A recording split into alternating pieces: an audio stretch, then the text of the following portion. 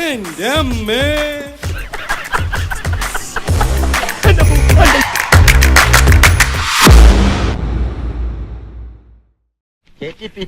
Committee പിളർന്നു, യോജിപ്പിക്കാൻ നേതാക്കന്മാർ മാഷേ, യുദ്ധം തുടങ്ങുന്ന കാര്യം വല്ലതുകൊണ്ടോ പത്രത്തിൽ? ഭാരതത്തെ രക്ഷിക്കാൻ ഞാൻ ഉടനെ പോകേണ്ടി വരുമോ? വേണ്ട, കല്യാണം കഴിച്ച ശേഷം സുമാരക്കുറിപ്പ് എപ്പോഴും അകത്താണോ? അല്ല, പുറത്തായിരുന്നു. കാണാനില്ലല്ലോ. പുറത്ത് കുറച്ച് വിരുന്നുകളുണ്ടായിരുന്നു. ഈ അയൽക്കാരൊക്കെ ഒന്ന് പരിചയപ്പെടാമെന്ന് കരുതി. അതാണല്ലോ സാമാന്യ മര്യാദ. ഇതേതാ സാധനം? എന്റെ ഭാര്യ പ്രേമലത. ഓഹോ, ഞാൻ ഡ്രില്ലിയാര് അലിമാഷ്. ഞാൻ അലിയാര് ഡ്രിൽ മാഷ്. വരൂ സിസ്റ്ററെ, ഭർത്താവിനെ പൊക്കി പറയാണെന്ന് വിചാരിക്കട്ടെ. കല്യാണം കഴിച്ച ശേഷം സുമാരക്കുറിപ്പ് നല്ല താടി ചുരുണ്ട് കൊഴുത്ത് വെളുത്ത സുന്ദരനായല്ലേ? അതെ. പ്രേമലതയും ഇത് മഴമേഘങ്ങൾ കാത്തു കഴിയുന്ന വേഴാമ്പൽ ഒരു തുള്ളി ദാഹനീരിനായി എത്രമാത്രം കൊതിക്കുന്നുവോ അപ്രകാരം സ്വന്തം മകനെ കൺകുളിർക്ക കാണുവാനുള്ള അടക്കാനാവാത്ത അഭിവാഞ്ഛയുമായി ആ പിതാമകൻ രക്തം തളം കെട്ടിക്കിടക്കുന്ന യുദ്ധഭൂമിയിലേക്ക് കടന്നു വന്നു. ചതിവിന്റെയും ആത്മാർത്ഥതയില്ലായ്മയുടെയും പൊള്ളയായ മുഖം ആ പാവം പിതാവ് കണ്ടില്ല. അസ്സലാമു അലൈക്കും. നിങ്ങളാ? വരീ. മകനെ കാണാൻ കൊതിച്ച അച്ഛന്റെ ഹൃദയവേദനയും വ്യഥയും എപ്രകാരം ഉണ്ടാകുമെന്ന് മുൻകൂട്ടി ദർശിച്ച ഭഗവാൻ കൃഷ്ണൻ അർജുനനോട് ഇപ്രകാരം പറഞ്ഞു. മാഷേ, ഹാജിയെ വിളിക്കണം. ഞാൻ പോരാ. എല്ലാവരും പുസ്തകം അടച്ചു വെച്ചിട്ട് ഞാൻ ഈ പറയുന്ന ചോദ്യങ്ങൾക്ക് ഉത്തരം എഴുതാമോ എന്ന് ശ്രമിക്കുക. ചോദ്യം 1. ആ പിതാമകൻ സ്വന്തം മകനെ ഈ അവസ്ഥയിൽ കണ്ടാൽ എന്ത് പ്രതികരണമാണ് ഉണ്ടാവുക? ചോദ്യം 2. ആ യുദ്ധഭൂമിയിൽ അദ്ദേഹത്തെ ആശ്വസിപ്പിക്കാൻ ആര് തയ്യാറാകും? ആരും തയ്യാറായില്ലെങ്കിൽ എന്തുകൊണ്ട്? അത് ഞമ്മടെ മോനായതുകൊണ്ടാണ്. പിന്നെ ഉചിരില്ലാണ്ടിരിക്കുവോ? ഓന് ഞമ്മടെ മതഗ്രന്ഥത്തിൽ മാത്രമല്ല, ഹിന്ദുക്കളുടെ മതത്തിൽ നല്ല പിടിപാടാ. സത്യം പറഞ്ഞ ഇങ്ങളിത് പറയണ കേട്ടപ്പോ ഞമ്മടെ മനസ്സങ്ങ് നിറഞ്ഞ് ദുബായി പോണം നമ്മളോട് വാശി പിടിച്ചിരുന്നവനാ. ഇങ്ങോട്ട് വരാമെന്ന് സമ്മതിച്ചപ്പോ ഇത്ര ശോഭിക്കുമെന്ന് നമ്മൾ നിരീക്ഷിച്ചില്ല. ഓരോ തരത്തിലും ഇങ്ങളെ പറ്റി വലിയ കാര്യങ്ങളാണ് പോയി എഴുതുന്നത്. നിന്റെ ബാപ്പ സ്കൂളിൽ വന്നിരിക്കുന്നു. വീട്ടോട്ട് പോകാം. വീട്ടിൽ പോണ്ട. വീട്ടിൽ പ്രേമലത വന്നു. ഇങ്ങോട്ട് പോണ്ട. അയ്യോ, അവിടെ വാപ്പാ. അപ്പൊ പിന്നെ എവിടെയെങ്കിലും പോവാം. അയ്യോ, രണ്ടാളും ഉണ്ടല്ലേ. നാട്ടിലും ഇങ്ങനെയാ, പഠിച്ചതും വളർന്നതും ഒന്നിച്ച. ജോലി എപ്പോ വന്ന്? കുറച്ചു ദിവസമായി. ഞാൻ തനിച്ചാണെന്ന് പറഞ്ഞപ്പോ ഇങ്ങ് പോന്നു. ഒരു കൂട്ടിന്. അതെ. വീട്ടിൽ അമ്മയ്ക്ക് അസുഖമൊന്നും ഇല്ലല്ലേ? ഒരു നാട്ടുകാരാണെങ്കിലും കാണാൻ പറ്റാറില്ല. കത്ത് വരാറുണ്ട്, പക്ഷെ മറുപടി ആക്കാൻ ഭയങ്കര മടിയാ. അപ്പൊ എന്റെ സ്വഭാവം തന്നെ അവനും. രണ്ടുപേർക്കും ഒരു സ്വഭാവമാ. അതെ. സ്കൂളും നാട്ടുകാരും ഒക്കെ എങ്ങനെ പിടിച്ചാ? സ്കൂളും നാട്ടുകാരും ഒക്കെ എനിക്കിഷ്ടായി. എനിക്കും ഇഷ്ടമായി. നല്ല ആൾക്കാരാ. എന്തും തരണം ചെയ്യാനുള്ള ചങ്കൂറ്റം വേണമെന്ന് പറഞ്ഞിട്ട് ഇപ്പൊ കണ്ടു. ഞാൻ ആ സമയത്തില്ലായിരുന്നെങ്കിൽ എന്താകുമായിരുന്നു സ്ഥിതി? ഒരു മുന്നറിയിപ്പില്ലാതെ ബാപ്പ ഇങ്ങോട്ട് വരുമെന്ന് ഞാൻ അറിഞ്ഞോ? കുഞ്ഞാലിക്കുട്ടി, ഒരു കാര്യം ഞാൻ പറയാം. നീ വിചാരിക്കുന്ന പോലെ അത്ര സിമ്പിൾ അല്ലത്. ഇന്നിപ്പോ ഇത്രേ സംഭവിച്ചുള്ളൂ. എന്നാലും ഒരു ദിവസം ഹാജിയാരിത് അറിയും. അതിന് വലിയ താമസം ഉണ്ടാവില്ല. എടാ, ആചാര്യത അറിയുന്നതിലല്ല കാര്യം. അറിഞ്ഞാൽ എങ്ങനെയായിരിക്കും പ്രതികരിക്കുക? പ്രതികരണം പ്രതികൂലമാണെങ്കിൽ അത് അനുകൂലമാക്കാൻ എന്താ വഴി? അതാണ് ആലോചിക്കുന്നത്.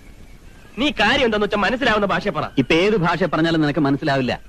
തന്നെയുമല്ല, ഇനി അങ്ങോട്ടുള്ള കാര്യങ്ങൾ പറയാനുള്ളതല്ല, പ്രവർത്തിക്കാനുള്ളതാണ്.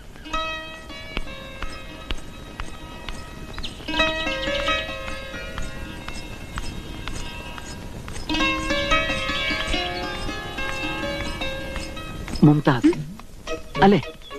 അതെ. എന്നെ മനസ്സിലായില്ലേ? കുഞ്ഞാലിക്കുട്ടി, ഇവിടെ ചങ്ങാതി ജോജി. കുഞ്ഞാലിക്കുട്ടി പറഞ്ഞപ്പോ ഞാൻ വിചാരിച്ചു ഈ സ്കൂൾ മാനേജറുടെ മകളെ പറ്റി പറയുമ്പോൾ ഉണ്ടാവുന്ന ഒരു അതിഭാവുകത്വമായിരിക്കും. അല്ല, അവന് യാതൊരു കലാബോധവും ഇല്ല. മഹാകവി മോയിൻകുട്ടി വൈദ്യരുടെ കൽക്കണ്ട കനിവൂറുന്ന ഗാനങ്ങളിൽ മാത്രം കേട്ടിട്ടുള്ള സ്വർഗത്തിലെ ഹൂറി ഇതാ എന്റെ കൺമുമ്പിൽ. റംസാനിലെ ചന്ദ്രിക ഭൂമിയിലേക്ക് ഇറങ്ങി വന്നതാണോ, അതോ മാലാഖ മനുഷ്യരൂപത്തിൽ അവതരിച്ചതോ? ഞാനെന്താ സ്വപ്നം കാണുകയാണോ? ഇതാണോടാ നിന്റെ പ്രവർത്തന ശൈലി? എങ്ങനെയെങ്കിലും ഈ ഏടാകുളത്തിൽ നിന്ന് തലയൂരാന്ന് വിചാരിക്കുമ്പോഴാ അവന്റെ ഒരു പ്രേമനാടകം. ഇവൻ ഇതെന്തോന്ന് കിടന്ന് തുള്ളാതെ കാര്യം എന്താന്ന് പറയടാ.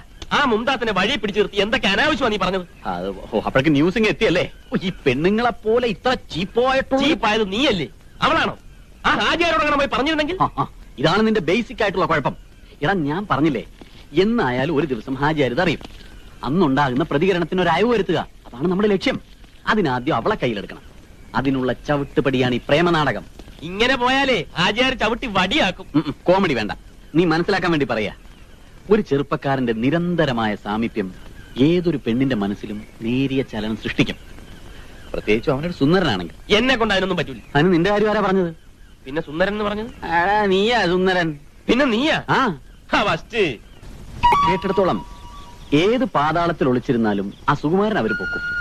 ആ SIയുടെ കയ്യിലെങ്ങാനും കിട്ടിയ നീയും പ്രേമലതയുമായിട്ട് സംസാരിച്ച കാര്യങ്ങളെല്ലാം പുറത്തു വരും. പിന്നെ അവര് പ്രേമലതയെ ചോദ്യം ചെയ്യും. അതൊക്കെ എനിക്കും അറിയാം. ഇതിനൊരു പോം വഴി എന്താണെന്ന് പറ. എടാ, നീ പ്രേമലതയെ കണ്ട് ആരെന്ത് ചോദിച്ചാലും ഈ കാര്യം മാത്രം പറയരുതെന്ന് പറഞ്ഞു. വേറെ എന്തെങ്കിലും കള്ളക്കഥകൾ പറഞ്ഞോട്ടെ, നീ പറഞ്ഞ അവൾ അനുസരിക്കാതിരിക്കില്ല.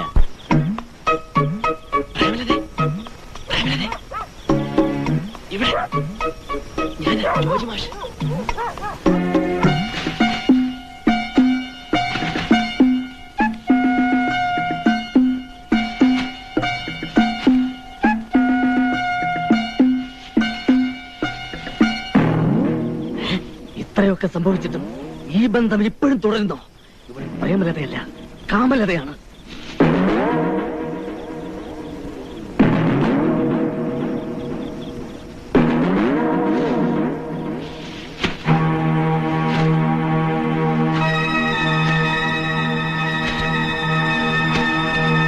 എല്ലാ കാര്യങ്ങളും ഞാൻ ഏറ്റു. പ്രേമലത ഒന്നുകൊണ്ടും വിഷമിക്കണ്ട. എല്ലാ കാര്യവും ഞാൻ ഏറ്റെന്നല്ലേ പറഞ്ഞു. എല്ലാ കാര്യങ്ങളും നമുക്ക് കോമഡി ഉണ്ടാക്കാം. അറിയാതെ പ്രേമലത കരഞ്ഞുകൊണ്ട് എന്തെങ്കിലും പ്രതികരിക്കുന്നുണ്ടോ? പ്രേമലത ഒന്നും മനസ്സിലാക്കും. ഈ ആര് വരുന്നുണ്ടോ? പ്രേമലത അകത്ത് വയ്ക്കും. ആരാ? സുകുമാരനാ? വാപത്തിക്കോ? നേരത്തെ പൊത്തി തൂക്ക്. തൂക്കി. പട്ടാളത്തിന് തീറ്റ നിന്ന് എന്തൊരു വെയിറ്റ്. ഈ പ്രശ്നത്തിൽ ഇടപെടാൻ താനാരാ? ഇവിടെ ഒരു മിലിറ്ററി ഉദ്യോഗസ്ഥരെ കിഡ്നാപ്പ് ചെയ്തുള്ള ശിക്ഷ എന്താണെന്ന് എനിക്കറിയോ? ഒരു കാര്യം താൻ മനസ്സിലാക്കണം, ഞാനേ സെൻട്രൽ ഗവൺമെന്റിന്റെ ആളാ. അറിയോ? സെൻട്രൽ ഗവൺമെന്റിന്റെ അല്ല, പ്രധാനമന്ത്രിയുടെ ആളായിരുന്നാലും ശരി, ലൈസൻസ് ഇല്ലാതെ തോക്ക് കൈവശം വെക്കുന്നത് ശിക്ഷാർഹമാണ്. അതെനിക്കറിയാവോ? ഒരു രാജ്യരക്ഷാഭടന് ഈ രാജ്യത്ത് എവിടെയും ഏത് തരം തോക്കും യഥേഷ്ടം കൊണ്ട് നടക്കാനുള്ള സ്വാതന്ത്ര്യമുണ്ട്. ആ സ്വാതന്ത്ര്യം തനിക്കുണ്ടോന്നാണ് എനിക്കറിയേണ്ടത്. ഒരു പട്ടാളക്കാരൻ തോക്കുമായി നാട്ടിൽ വന്നാൽ അത് പോലീസ് സ്റ്റേഷനിൽ റിപ്പോർട്ട് ചെയ്യണം. താൻ റിപ്പോർട്ട് ചെയ്തോ? ഇല്ല. എന്തുകൊണ്ട് റിപ്പോർട്ട് ചെയ്തില്ല? ഇതങ്ങനെ റിപ്പോർട്ട് ചെയ്യാൻ പറ്റിയ തോക്കല്ല. എന്താ റിപ്പോർട്ട് ചെയ്താല്? ഇതൊരു കേണലിന്റെ തോക്കാണ്. അത് തന്റെ കയ്യിൽ എങ്ങനെ വന്നു? അടിച്ചു മാറ്റി അല്ലേ? ഒരു പ്രത്യേക സാഹചര്യത്തിൽ അങ്ങനെ ചെയ്യേണ്ടി വന്നു. അപ്പൊ മിലിറ്ററിയുടെ കണ്ണിലും താ കുറ്റവാളിയാണ്. അതിനുള്ള ശിക്ഷ വേറെ. അതുപോട്ടെ, ഏത് നിമിഷവും അലിയാര് തട്ടിപ്പോവാൻ സാധ്യതയുണ്ടെന്നാണ് ഡോക്ടർ പറഞ്ഞത്. ഡോക്ടർ അങ്ങനെ പറഞ്ഞു. അലിയാര് തട്ടിപ്പോയാൽ ആ നിമിഷം മുതൽ താൻ ഒരു കൊലപ്പുള്ളിയായി മാറും. അതിന് ഞാൻ അലിയാരെ അല്ല വെടിവെച്ചത്. പക്ഷെ കൊണ്ടത് അലിയാർക്കല്ലേ? അത് വിധി. ഞാൻ വെടിവെച്ചത് ആ വഞ്ചകൻ കുഞ്ഞാലിക്കുട്ടിയാണ്. വഞ്ചകൻ വഞ്ചകൻ വഞ്ചകൻ. ഞാൻ എപ്പോഴാണോ തന്നെ വഞ്ചിച്ചത്? ചേച്ചേ, നീ വീണ്ടും വന്നാ ഇന്നേക്ക് രണ്ടുപേരും അറിയണം. എന്റെ കാര്യമായിട്ട് നീ കൊല്ലില്ല. താൻ ആകെ കൂടെ തെറ്റിദ്ധരിച്ചിരിക്കുകയാണ്. എല്ലാ കാര്യങ്ങളും ഞാൻ തുറന്നു പറയാം.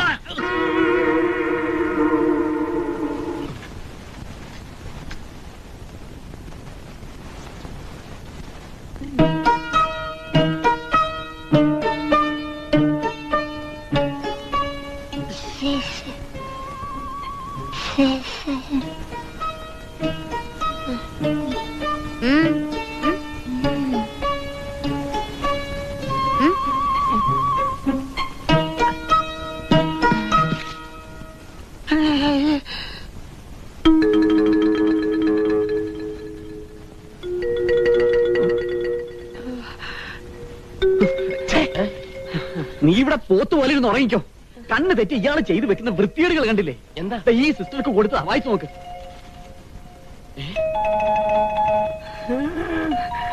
എന്താ എഴുതിയിരിക്കണേ?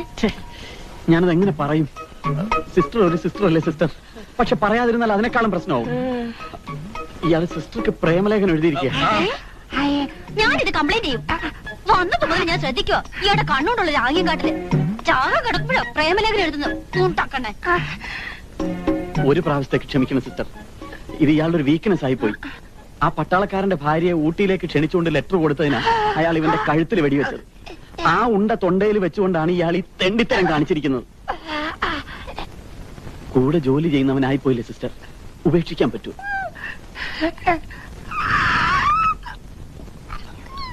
മാഷേ, ഇതിനൊരാളും തരവും ഒക്കെ നോക്കണ്ടേ? സിസ്റ്ററെ, മറ്റുള്ള എല്ലാ സിസ്റ്റർമാരോടും പറയണം, ഇയാൾക്ക് പേപ്പറോ പേനയോ ചോദിച്ചാൽ കൊടുക്കരുതെന്ന്. അപ്പൊ ലവ് ലെറ്റർ എഴുതിക്കളെ. പേപ്പർ പോയിട്ട് ഇനി മരുന്ന് പോലും ഇയാൾക്ക് കൊടുക്കില്ല. വൃത്തികെട്ടവൻ. Very good. സിസ്റ്റേഴ്സ് ആയാലും ഇങ്ങനെ വേണം.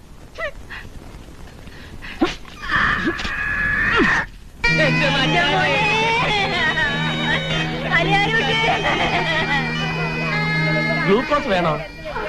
വേണ്ട. എന്ത് പറ്റിയടാ? അല്ല